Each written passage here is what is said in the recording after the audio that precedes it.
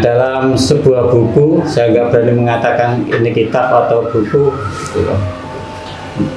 itu buku Al-Wasit fil Adabil Arabi wa Tarihi, Mas Habib yang lebih tahu ini kitab apa. Abu Nawas itu digambarkan sebagai penyair yang multivisi, jadi punya banyak visi, penuh canda, berlidah tajam, penghayal ulung, dan tokoh terkemuka sastrawan angkatan baru.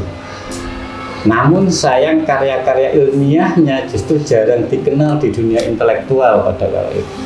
Ya hanya dipandang sebagai orang suka bertingkah lucu, tidak lazim, jenaka, dan konyol. Nah nanti saya akan tunjukkan cerita-cerita konyolnya. Nah, kepandaiannya menulis puisi itu menarik perhatian Khalifah Harun ar-Rasyid. Pada masa itu pemerintahan sebagai khalifahnya itu adalah Harun ar-Rasyid. Jadi melalui sang musikus istana Ishaq al-Wasuli, Abu Nawas dipanggil untuk menjadi penyair istana.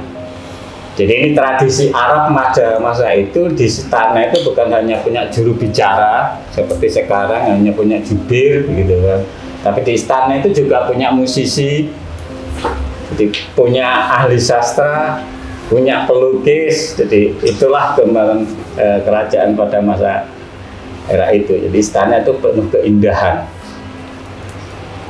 Jadi, sikapnya yang jenaka, kegemarannya yang bermain kata-kata,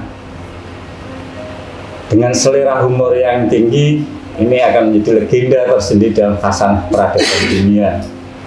Bahkan hingga sekarang kita masih mengenalnya beliau.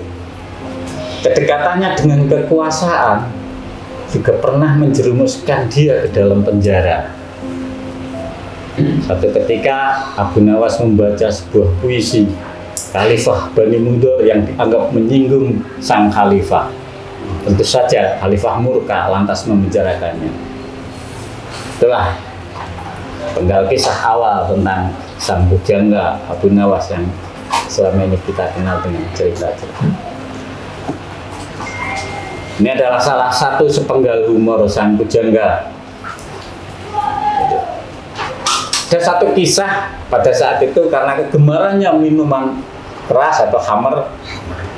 Satu hari Raja Harun al-Rasyid ketika jalan-jalan ke pasar, ia menjumpai mergoki Abu Nawas sedang memegang botol berisi anggur, anggur merah. Raja pun berkata, Abu Nawas, apa yang sedang kau pegang itu? Karena gugup, dia pun menjawab, ini susu Baginda. Baginda Harun al-Rasyid, bagaimana mungkin air susu berwarna merah? Raja heran. Abu Nawas pun sembari tersenyum. Betul Baginda, semula air susu ini berwarna putih, tapi karena melihat ketampanan dan keharuan Baginda, maka air susu ini tersipu malu merah merona.